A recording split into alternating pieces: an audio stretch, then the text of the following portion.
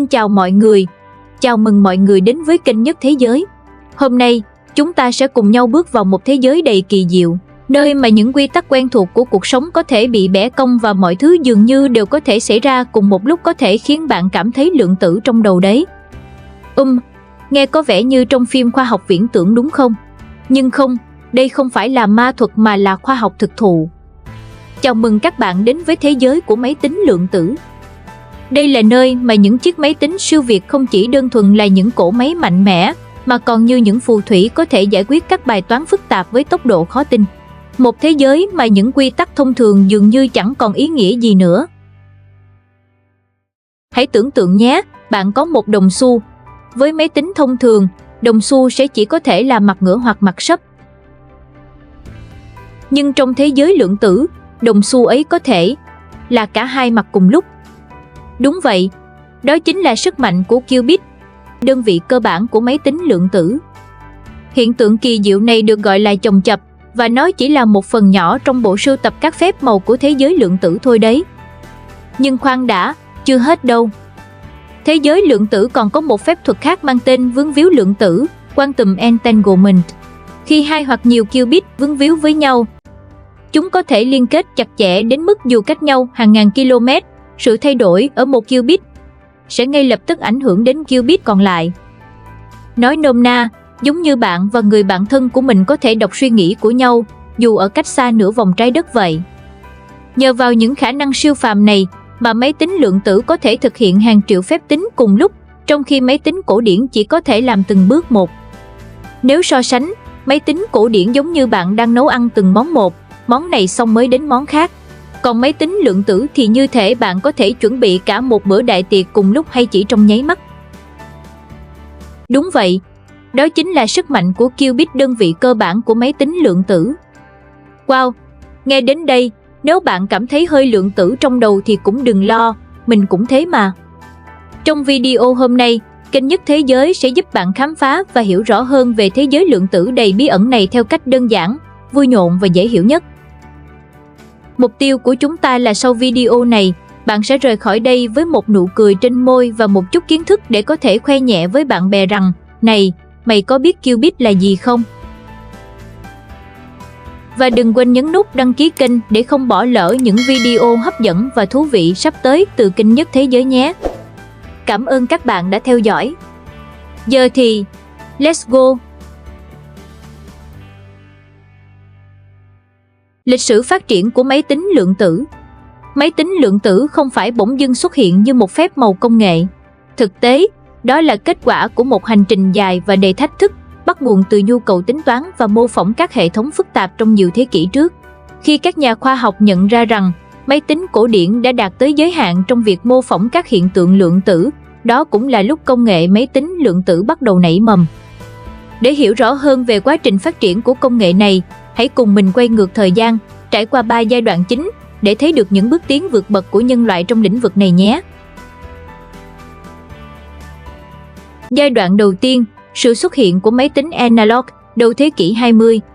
Hãy quay ngược thời gian đến thời kỳ cổ đại, khi chiếc máy tính analog cổ xưa nhất mang tên Antikythera ra đời.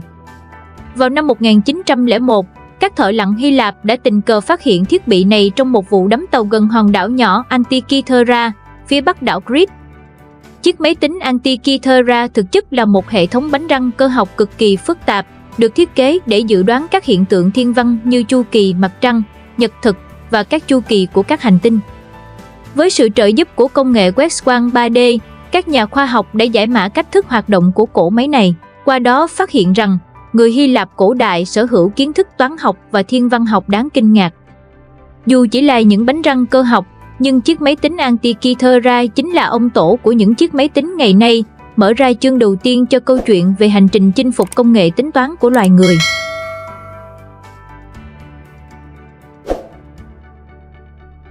Giai đoạn 2, kỷ nguyên của máy tính kỹ thuật số, từ thập niên 1940 đến nay. Khi xã hội phát triển, nhu cầu tính toán chính xác ngày càng trở nên cấp thiết.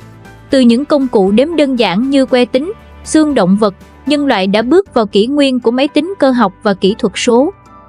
Cha Babbage, được mệnh danh là cha đẻ của máy tính, đã phát minh ra chiếc máy tính cơ học đầu tiên có thể lập trình.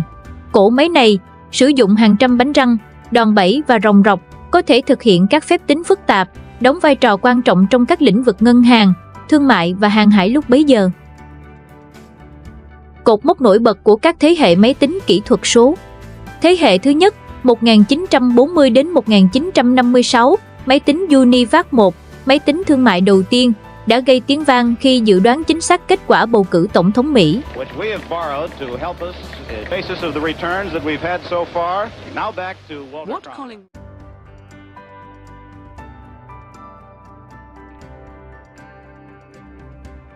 Thế hệ thứ hai, năm 1956 đến năm 1963, sự ra đời của bóng bán dẫn, transistor giúp máy tính nhỏ gọn, hiệu quả hơn, tạo tiền đề cho các máy tính hiện đại.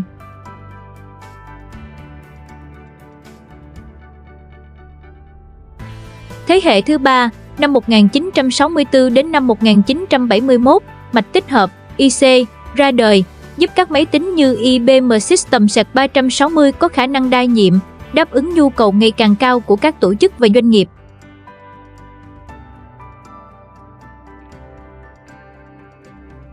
Thế hệ thứ tư, năm 1971 đến hiện nay, với sự ra đời của vi mạch tích hợp microprocessor như Intel 4004, kỷ nguyên máy tính cá nhân PC chính thức bùng nổ, tạo điều kiện cho sự ra đời của các hệ điều hành nổi tiếng như Microsoft Windows và Apple macOS. Giai đoạn 3, kỷ nguyên máy tính lượng tử, tương lai. Khi máy tính kỹ thuật số dần chạm đến giới hạn của mình, các nhà khoa học bắt đầu nghĩ tới một loại máy tính hoàn toàn mới, có khả năng khai thác tính chất lượng tử của các hạt nguyên tử để thực hiện các phép tính. Richard Feynman, nhà vật lý thiên tài, đã đặt ra một câu hỏi mang tính cách mạng. Liệu chúng ta có thể thu nhỏ bóng bán dẫn đến kích thước của một nguyên tử? Ông nhận ra rằng, nếu có thể khai thác được những hiện tượng kỳ lạ của cơ học lượng tử như chồng chập, superposition và vướng víu lượng tử, quantum entanglement, chúng ta có thể tạo ra những chiếc máy tính mạnh mẽ chưa từng thấy. Điều này đã dẫn đến sự ra đời của ý tưởng về máy tính lượng tử. Những cột mốc quan trọng trên hành trình chinh phục máy tính lượng tử. 1980, Paul Benioff đề xuất ý tưởng sử dụng cơ học lượng tử cho tính toán, mở đường cho các nghiên cứu sâu hơn. 1981, Richard Feynman và Yuri Manin phát hiện ra rằng máy tính cổ điển gặp khó trong việc mô phỏng hiệu quả các hệ thống lượng tử. 1994, Peter Shaw phát triển thuật toán software giúp máy tính lượng tử có thể giải các bài toán phân tích số nguyên tố nhanh chóng, đặt ra thách thức lớn đối với các hệ thống mã hóa truyền thống như RSA. 2019, Google gây chấn động khi tuyên bố đạt được ưu thế lượng tử quantum supremacy với chip Sycamore 54 qubit, giải một bài toán trong 200 giây mà siêu máy tính mạnh nhất thế giới cần tới 10.000 năm để hoàn thành. Từ 2020 đến nay, các ông lớn như IBM, Google đều quay đuôi nhau phát triển các máy tính lượng tử với các ứng dụng tiềm năng trong hóa học, tài chính, trí tuệ nhân tạo và logistics.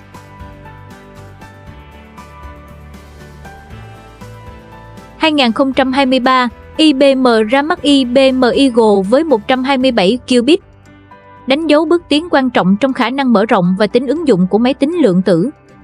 Với những bước tiến thần tốc này, máy tính lượng tử hứa hẹn sẽ không chỉ thay đổi cách chúng ta tính toán, mà còn cách chúng ta hiểu và vận hành thế giới xung quanh.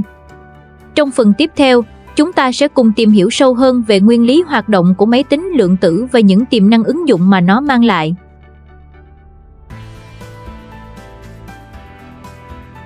Mà trước khi đi sâu vào thế giới kỳ diệu của máy tính lượng tử, chúng ta hãy cùng nhau ôn lại một chút về những chiếc máy tính cổ điển mà chúng ta vẫn sử dụng hàng ngày nhé. Máy tính cổ điển. Máy tính cổ điển, bao gồm cả những siêu máy tính mạnh nhất hiện nay, hoạt động dựa trên hệ nhị phân bit, binary system. Điều này có nghĩa là mọi dữ liệu trong máy tính đều được biểu diễn bằng hai trạng thái cơ bản, 0 và 1. Một giá trị được gọi là một bit. Nếu hình dung đơn giản, hãy tưởng tượng một chiếc công tắc đèn, nó chỉ có hai trạng thái là bật hoặc tắt, không có bất kỳ trạng thái trung gian nào khác. Cách thức xử lý dữ liệu. Máy tính cổ điển xử lý thông tin một cách tuần tự, tức là từng bước một. Ví dụ, nếu bạn cần thử 1000 mật khẩu để mở khóa một tài khoản, máy tính cổ điển sẽ phải thử từng mật khẩu một, từ mật khẩu đầu tiên đến mật khẩu cuối cùng cho đến khi tìm ra mật khẩu chính xác. Dữ liệu được xử lý thông qua hàng tỷ bóng bán dẫn, transistor trên các vi xử lý, CPU, tạo nên sức mạnh xử lý của máy tính. Mỗi vi xử lý hiện đại có thể chứa từ hàng tỷ đến hàng trăm tỷ bóng bán dẫn. Khi các bóng bán dẫn này làm việc cùng nhau, chúng giúp máy tính thực hiện hàng triệu, thậm chí hàng tỷ phép tính mỗi giây. Và khi bạn ghép nối hàng trăm, hàng nghìn CPU lại với nhau, bạn sẽ tạo ra những siêu máy tính với khả năng giải quyết những bài toán phức tạp nhất, chẳng hạn như dự báo thời tiết, mô phỏng các phản ứng hạt nhân hay thậm chí tính toán quỹ đạo của các hành tinh trong hệ mặt trời. Sức mạnh và giới hạn. Máy tính cổ điển cực kỳ mạnh mẽ khi xử lý các bài toán tuyến tính hoặc các nhiệm vụ cần thực hiện từng bước một cách chính xác. Khi cần thêm sức mạnh tính toán, các siêu máy tính sẽ ghép nối nhiều CPU lại với nhau để xử lý song song.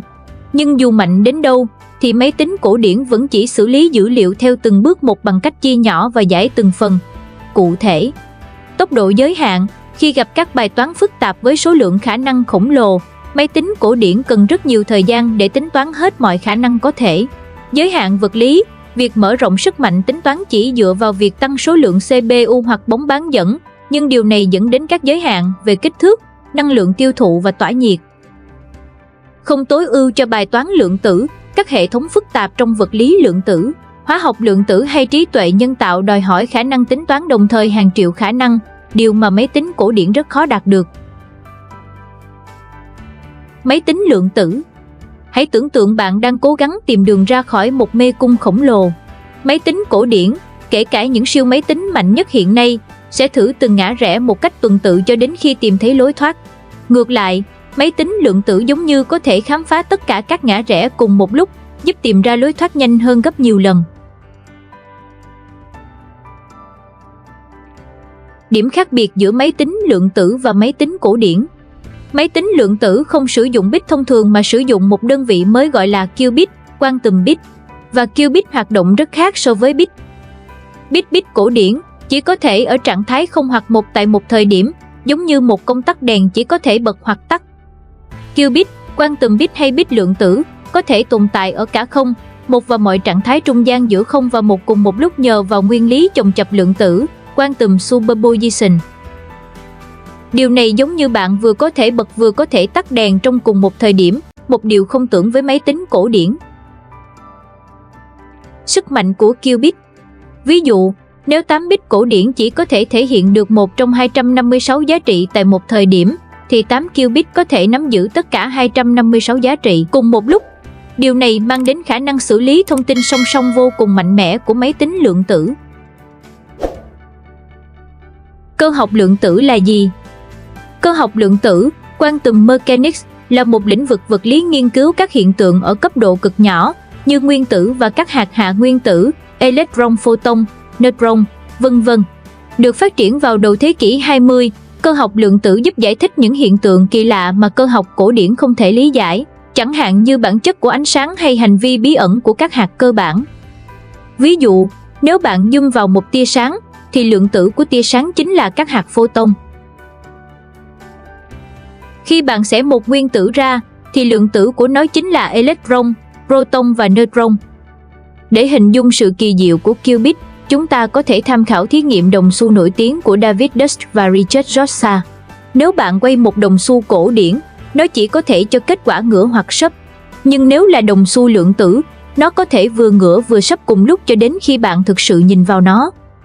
Đồng xu có thể tồn tại ở trạng thái sấp, ngửa và mọi trạng thái trung gian cùng một lúc nhờ vào hai nguyên lý đặc trưng của vật lý lượng tử. Nguyên lý chồng chất lượng tử, quantum superposition. Nếu bit cổ điển giống như đồng xu chỉ có thể là ngửa hoặc sấp, thì qubit giống như đồng xu đang quay, vừa ngửa vừa sấp cùng một lúc. Hoặc tưởng tượng một nhạc cụ có thể phát ra tất cả các nốt nhạc cùng một lúc. Điều này cho phép qubit lưu trữ và xử lý nhiều giá trị đồng thời, mang lại khả năng tính toán song song mạnh mẽ. Ở cấp độ cơ bản, Các nguyên lý của cơ học lượng tử có thể được minh họa ngắn gọn bằng thí nghiệm tưởng tượng nổi tiếng về con mèo của Schrödinger. Bạn hãy tưởng tượng một chiếc hộp kính, không thể nhìn vào từ bên ngoài. Bên trong hộp có một chú mèo đáng yêu và một hệ thống lượng tử kỳ lạ. Hệ thống này bao gồm hạt nhân phóng xạ có 50% khả năng phân rã trong vòng 1 giờ. Ống chứa chất độc được kết nối với cơ chế búa. Cách hoạt động: nếu hạt nhân phóng xạ phân rã, búa sẽ kích hoạt, làm vỡ ống chứa chất độc, khiến con mèo chết. Nếu hạt nhân không phân rã, con mèo vẫn sống vui vẻ và an toàn trong hộp. Chồng chập lượng tử, sống và chết cùng lúc.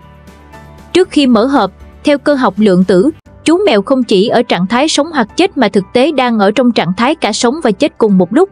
Điều này xảy ra bởi vì hạt nhân phóng xạ cũng đang ở trong trạng thái chồng chập lượng tử, tức là vừa phân rã, vừa không phân rã cùng lúc.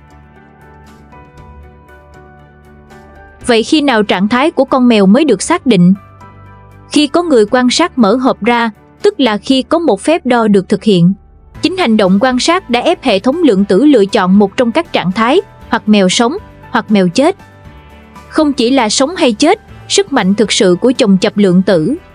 Thực tế, một hệ lượng tử không chỉ giới hạn ở 2 trạng thái đơn giản.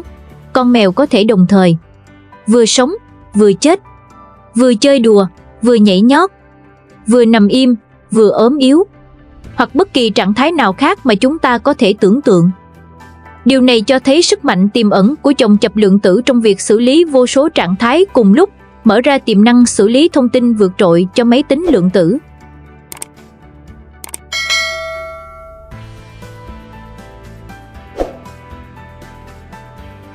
Tại sao thí nghiệm này lại quan trọng đối với máy tính lượng tử?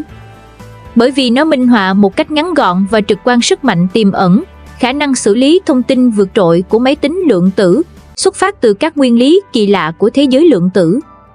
Minh họa sức mạnh tính toán, thí nghiệm con mèo giúp hình dung cách máy tính lượng tử có thể thực hiện nhiều phép tính song song. Tăng tốc độ tính toán, thay vì thử từng khả năng một như máy tính cổ điển, máy tính lượng tử có thể xử lý nhiều khả năng đồng thời. Vai trò của người quan sát nhấn mạnh tầm quan trọng của việc đo lường trong việc quyết định kết quả, giống như việc máy tính lượng tử chọn ra đáp án cuối cùng khi có yêu cầu.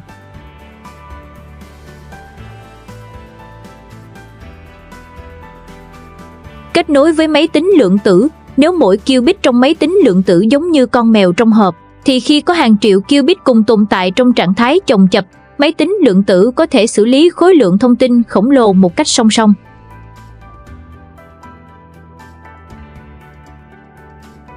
Ví dụ thực tế, nếu một máy tính cổ điển giống như một người phải mở từng chiếc hộp để tìm con mèo sống, thì máy tính lượng tử giống như có thể mở tất cả các hộp cùng một lúc, tìm ra kết quả chỉ trong nháy mắt. Nguyên lý rối lượng tử, quantum entanglement. Khi các qubit được rối lượng tử hay vướng víu lượng tử với nhau, trạng thái của một qubit sẽ liên kết chặt chẽ với các qubit khác, bất kể khoảng cách giữa chúng. Đây chính là một trong những hiện tượng kỳ diệu và bí ẩn nhất trong thế giới lượng tử. Hiểu đơn giản, khi một qubit thay đổi trạng thái, các qubit khác liên quan cũng sẽ tự động thay đổi theo, gần như tức thì. Chính điều này để giúp máy tính lượng tử có thể giải quyết các bài toán phức tạp với tốc độ chưa từng có trong lịch sử công nghệ. Hãy tưởng tượng, nếu bạn và người bạn thân luôn biết được cảm xúc của nhau dù ở xa hàng nghìn km, thì đó chính là vướng víu lượng tử. Khi hai qubit được vướng víu, thay đổi trạng thái của một qubit sẽ lập tức ảnh hưởng đến qubit còn lại, bất kể khoảng cách giữa chúng. Điều này giống như có một sợi dây vô hình nhưng vô cùng mạnh mẽ kết nối các hạt lượng tử lại với nhau. Ví dụ dễ hiểu, hãy tưởng tượng bạn có 2 chiếc găng tay, một chiếc bên phải và một chiếc bên trái. Dù chúng ở đâu, nếu bạn nhìn thấy một chiếc là bên phải, thì ngay lập tức bạn biết chiếc còn lại là bên trái, bất kể khoảng cách. Đó chính là cách mà các qubit trong máy tính lượng tử liên kết với nhau. Máy tính lượng tử sử dụng hiện tượng này để tính toán và truyền tải thông tin cực kỳ nhanh chóng và hiệu quả.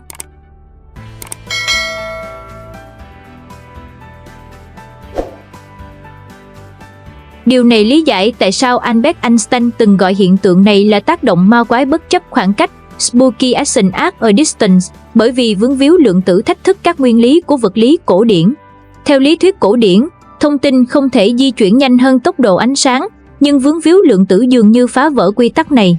Và không chỉ là lý thuyết viễn tưởng, các nhà khoa học đã thực hiện nhiều thí nghiệm để kiểm chứng và cuối cùng chứng minh rằng vướng víu lượng tử thực sự tồn tại.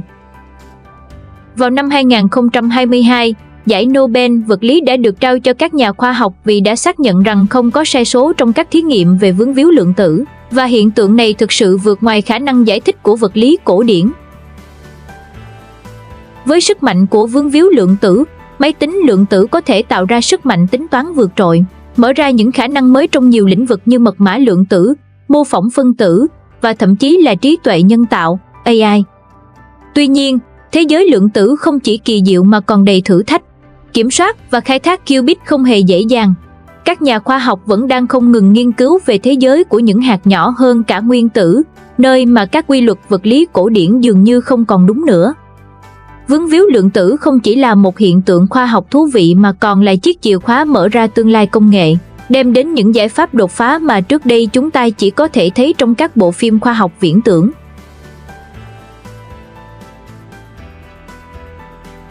Video hôm nay có vẻ đã khá dài rồi phải không các bạn? Chúng ta đã cùng nhau tìm hiểu rõ hơn về máy tính lượng tử, đi sâu vào thế giới máy tính lượng tử và nắm bắt những khái niệm cơ bản nhất. Nhưng đừng vội rời đi nhé, vì hành trình khám phá này chỉ mới bắt đầu thôi. Ở video tiếp theo, chúng ta sẽ tiếp tục khám phá lý do tại sao máy tính lượng tử lại cần thiết đến vậy. Mình sẽ bật mí những ứng dụng đầy ấn tượng của nó trong đời sống hiện nay. Và đừng quên, câu hỏi mà ai cũng tò mò, liệu máy tính lượng tử có cướp job của con người như AI đang làm không? Ai biết được, có khi máy tính lượng tử lại bận chơi game với AI thì sao nhỉ? Để không bỏ lỡ những phút giây hack não đầy thú vị sắp tới, các bạn nhớ nhấn nút đăng ký kênh và bật chuông thông báo ngay lập tức nhé. Video hôm nay đến đây là kết thúc. Nếu các bạn cảm thấy video này hấp dẫn và hữu ích thì đừng quên đăng ký kênh, để lại bình luận bên dưới và chia sẻ video này giúp mình nhé. Xin chào và hẹn gặp lại các bạn ở các video tiếp theo.